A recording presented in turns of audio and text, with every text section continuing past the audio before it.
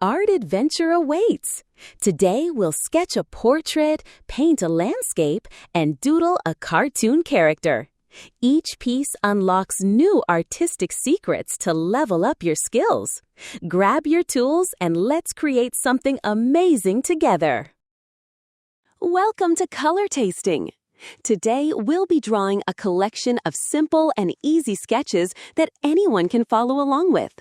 Whether you're a beginner or a pro, we've got something for everyone. What we'll be drawing today? Step-by-step easy drawings, simple ideas for beginners, creative touches for advanced artists. Tell me in the comments, which drawing was your favorite?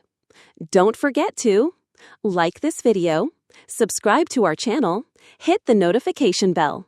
Happy drawing and enjoy the creative journey!